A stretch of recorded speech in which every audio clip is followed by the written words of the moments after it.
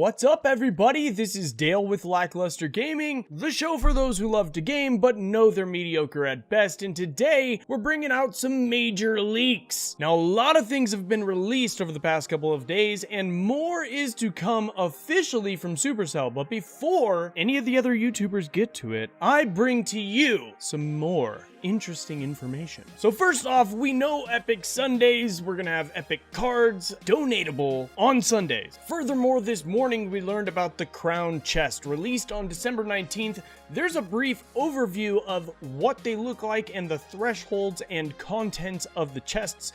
I'm going to leave that up on screen for just a second for you. You can pause the video if you need to take a look at it longer. Furthermore, we are going to have a summary of the chest contents every time we open a chest from now on. At the very end, it's going to show you exactly what you got out of the chest, and I think that's just awesome. Now, this is becoming a trend now. Since the King's Cup tournament, it seems that every other week we get a new type of challenge. We've had the Blind Challenge, the King's Cup, and a bunch of other stuff. This Friday, we get the Crown Duel Challenge. I have no idea what it is or what the challenge is going to be like, but it is coming on Friday. Furthermore, on December 23rd, there's notification that there's the Electro Wizard Challenge. I don't know what that is either, but time will tell.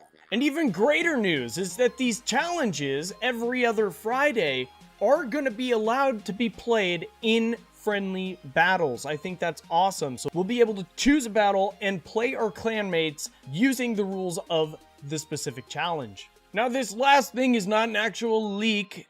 It is just a user idea, but I think it's a great one. You earn crowns to unlock massive chests. So instead of a chest cycle, you get these crown chest things for legendary, super magicals, giant, etc, etc. So there's a lot more to come. Stay tuned for that. And now let's get into today's deck. This is a deck that I stole.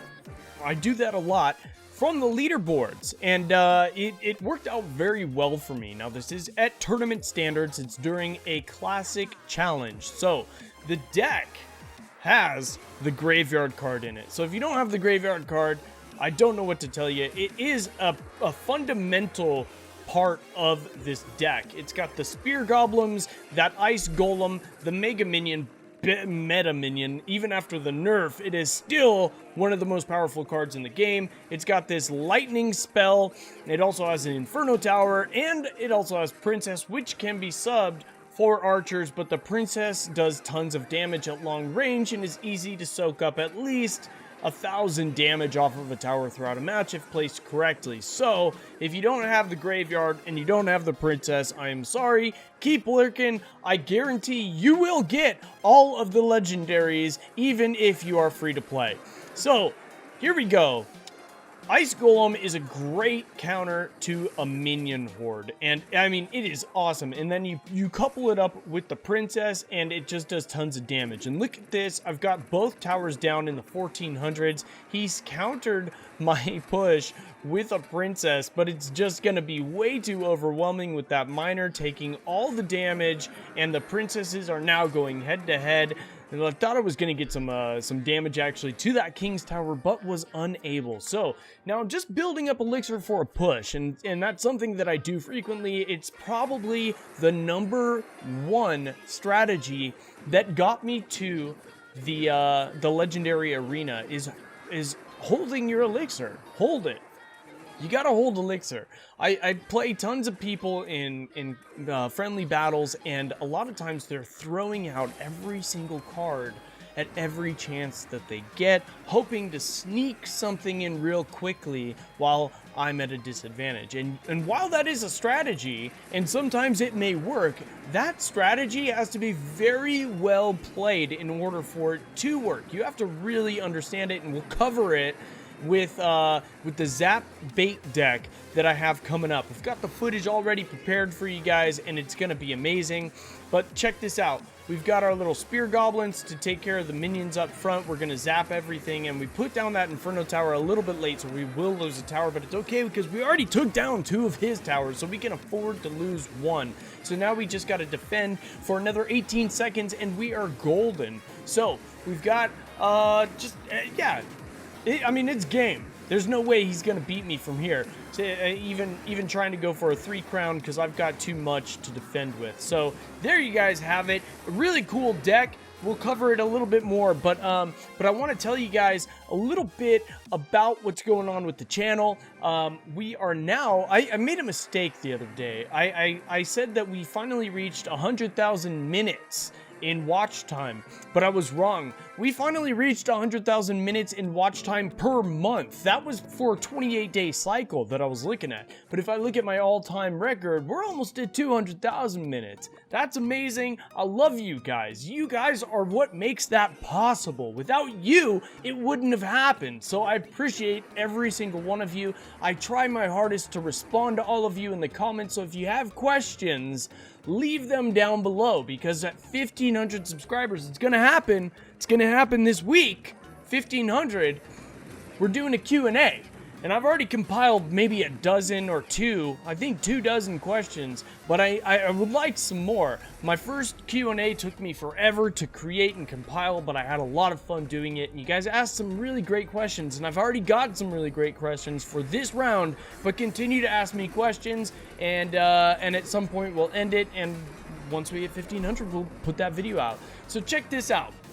The miner and the graveyard. You send the miner in first and then pop the graveyard down. Now, some people say you do it opposite.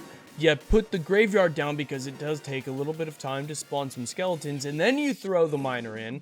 And the miner is such a close range that the arena tower will turn and target the miner, allowing the skeletons to spawn up and attack that tower. And look how devastating it is. Just one single push and it took out an entire tower. So if you play it perfectly, when your opponent is at a disadvantage and does not have enough elixir to defend or the right cards to defend, then you're gonna win it.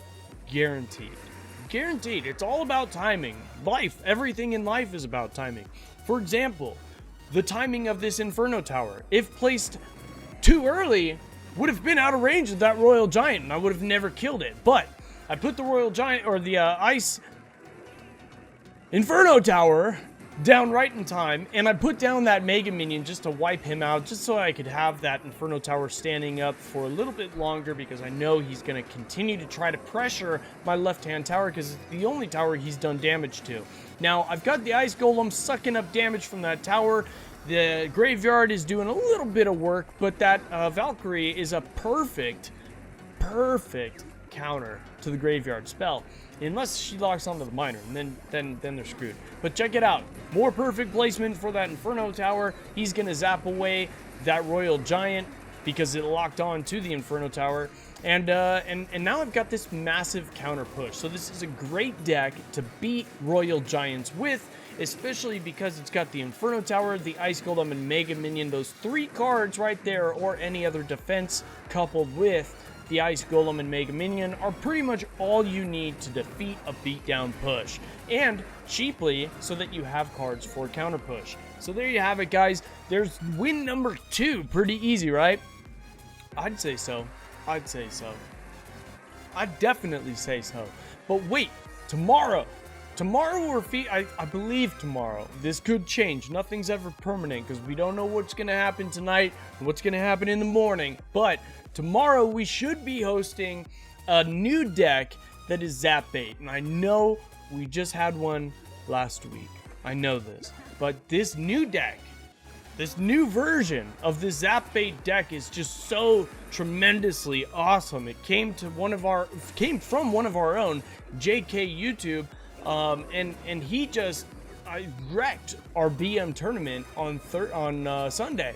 Just destroyed it and came in first place with it. And I started trying it, and now I'm almost at my personal best with the Zap Fate deck in Arena 9. It's insane. In fact, I beat a Royal Giant user so hard with it that he actually came to my clan to talk trash on me.